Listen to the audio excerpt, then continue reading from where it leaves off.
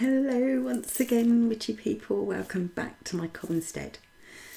So I wanted to have kind of like an off-the-cuff talk about Sixth Sense. Actual Sixth Sense, not the movie, obviously. This came about... that'll kind of expand as we go along, I suppose. But... not just Sixth Sense, but the perception of it and perhaps even the development of it. So over the past few years, it's the dog, by the way. Over the past few years, it's definitely been something that I have tried to dampen down. I think when the idea and the reality of seeing ghosts and spirits and hearing a lot, it can get to the point where it overwhelms you, and when it does, you tend to build up mental and emotional walls to stop this whole influx, bombardment of, like I said, voices and seeing things. It has been voices a lot. But of course, by doing that, by building up these blocks, eventually you may find that the blocking becomes almost automatic. And I think there is a certain sort of side to this where if you block enough, then the spirit world especially doesn't interact with you as much, because they know that they're not getting anywhere. That's kind of like just an idea of what might be going on. So this is where actually the lockdown has been quite useful in some ways. So glasses have to come off. What I mean by that is, because I have been locked in for so long, it does seem like a lot longer than the year and a bit that it's been going on, but you kind of let your guard down. Physically, mentally, emotionally, you let your guard down.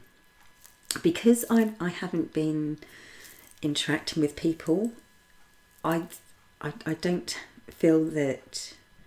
I'm very empathic. So now I haven't been interacting with people face to face.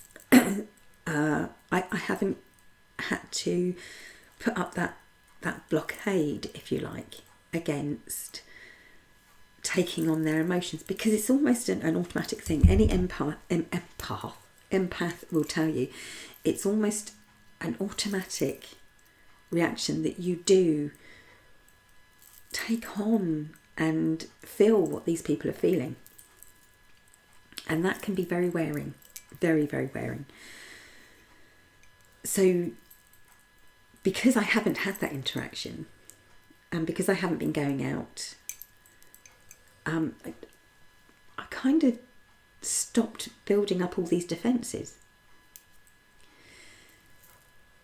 And maybe that's why now everything's coming back. I suffer very, very horrifically, actually, with tinnitus. I have constant, horrible sound in my ears.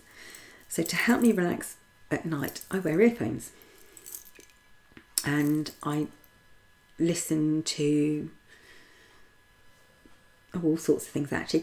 Lately, I've been putting on a lot of Egyptian documentaries, about tombs and Egyptian pharaohs, that sort of thing, and about ancient Egypt.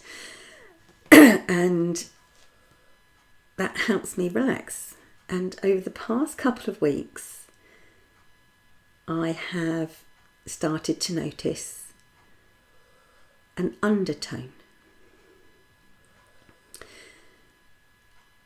And I guess it's because with the earphones on, I'm relaxed.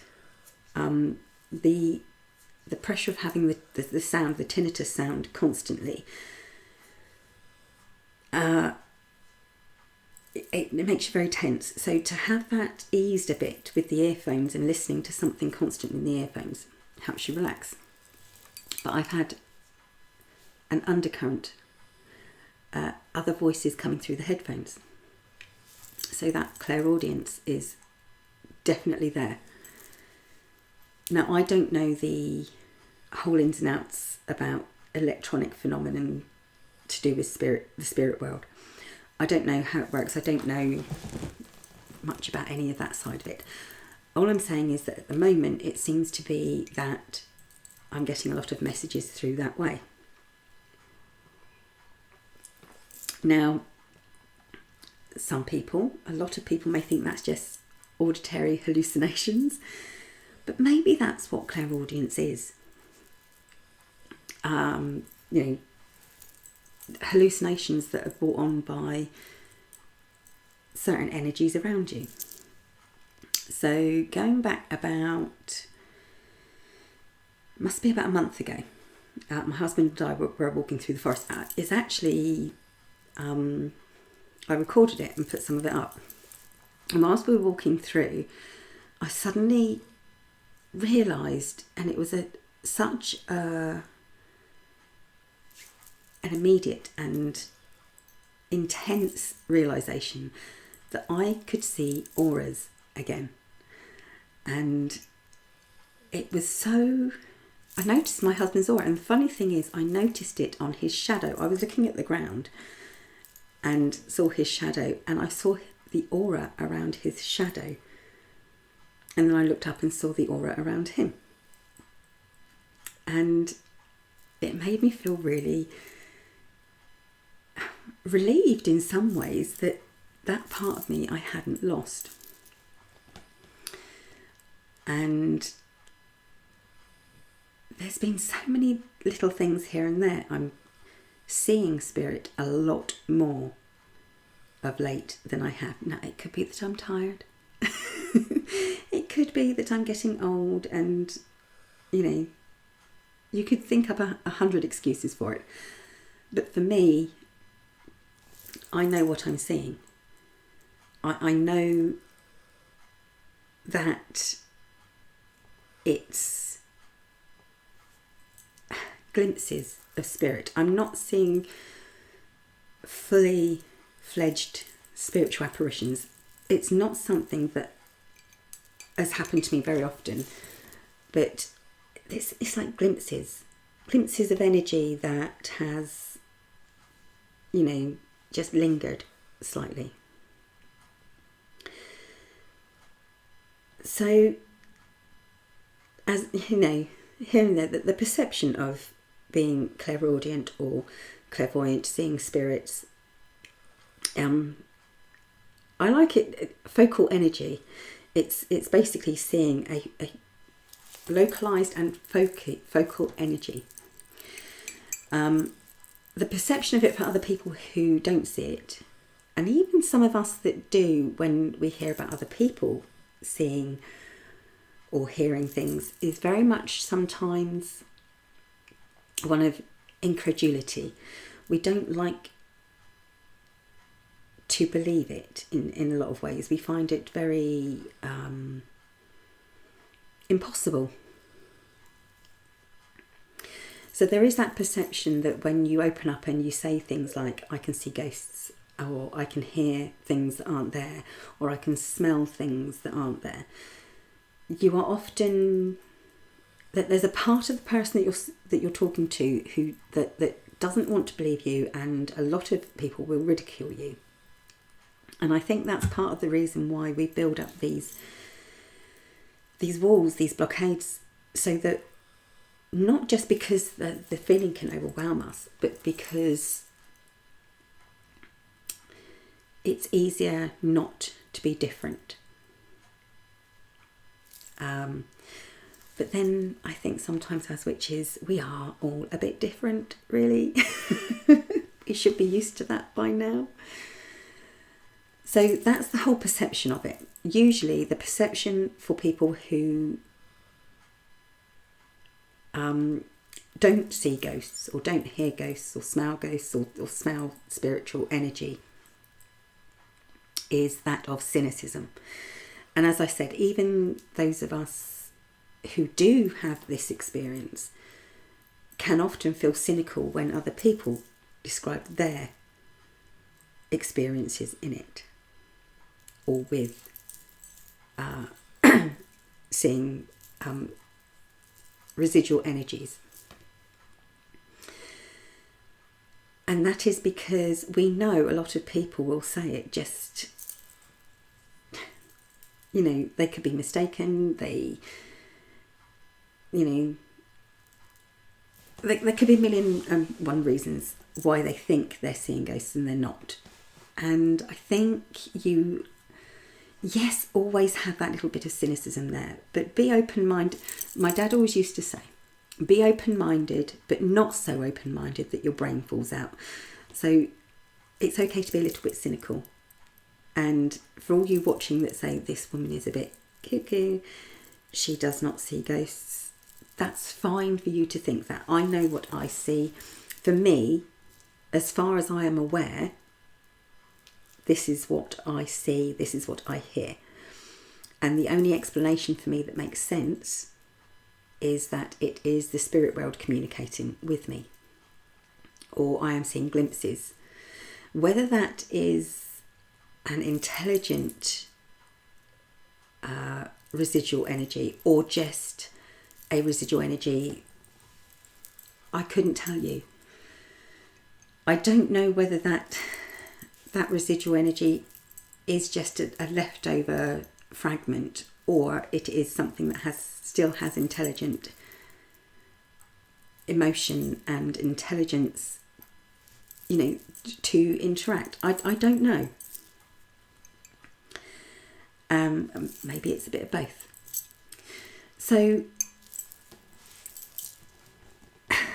as far as the development of this intuitiveness, this spiritual connection, spiritual energy connection, being in lockdown has certainly now taught me that yes, it can be not just developed but redeveloped. And it is simply, I say simply, it's not simply a matter of anything, but explanation wise, it is simply a matter of letting down your barriers, letting down your defences to allow those voices in, to allow yourself to see what perhaps other people don't want to see. In the same way that being an empath, you have to understand when to close off and when to try and open up to let those emotions in and those feelings in. Now, for a long time, I had no control over what I was seeing or hearing. And to a certain extent, I am now back to having less control. But I think after not having so much interaction with this kind of energy, and now getting it back, I feel as though I've been missing out somewhat. And to build up the barriers so much that I am cutting myself off is denying part of who I am. And now I'm letting that all back. I feel more in control. So I think to develop that, like I said, that connection with spiritual energies, it is a matter of, first of all, truly wanting to, and letting yourself be open to receiving messages, receiving, to hearing what's there, but also to find a way that perhaps is best for you to cope with it. So obviously at the moment, me with headphones on, I I've always heard things, but this is more direct. It's almost like a constant stream of things. And I'm not saying that I'm getting ghostly energies talking to me through my earphones. What I'm saying is it's allowing my mind and my body to be relaxed enough and to be in a state where I can now receive these things once again. So whether that for other people might be a form of meditation, or, you know,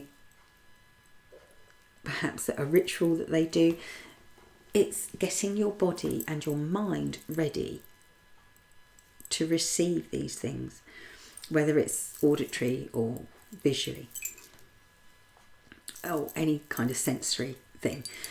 So that's it. It was just something that I realised, actually I was out shopping and a woman came out of a shop door with a dog, a small brown dog with her. And it kind of hit me that, hold on a minute, dogs aren't allowed in stores. And then I realised the dog didn't have a lead, and I thought that was even more strange. And then I looked again and the dog wasn't there. And I realised that this dog was connected to her. And it wasn't a living,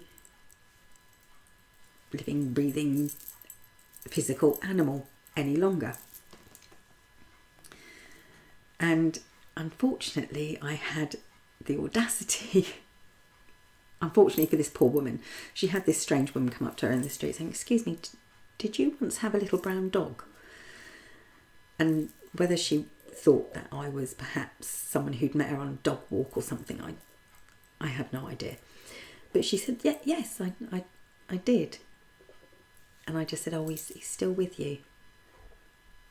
And that was it. And she looked at me. I said, I'm sorry. You know, I just saw this little dog. She went, "Oh, that's quite sweet." But her quite sweet didn't sound like she really meant it.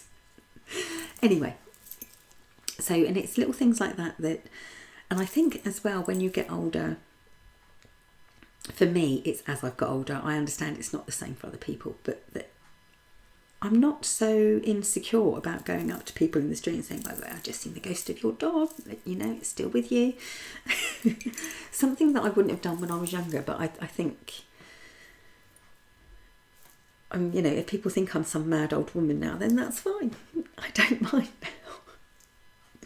But not something I would have done when I was younger, whereas I'm fully aware that a lot of people would quite happily do that and are more secure in themselves to do that sort of thing, no matter what their age or their experience. Anyway, that was just it. I just wanted to talk about sort of like sixth sense, the perception of it, and how it may be being able, you know, my experiences of it and how it can be possibly developed. There you go. So finally, a silver lining in the cloud that is the pandemic. If there can be such a thing. So that's it for now. I am going to go to bed now. It's very, very late. I will be back soon. I've got some amazing ideas to carry on with a lot of the series that I've been doing. And if you want to know anything, you know, send me a message and I will try and answer or do sort of like a talk on any subject that I know a little bit about. I'm one of those people that knows a little bit about a lot of things rather than a lot about specific things. But anyway, that's it. Thank you for listening and thank you for watching, Witchy people. I'll be back very, very soon. Bye for now.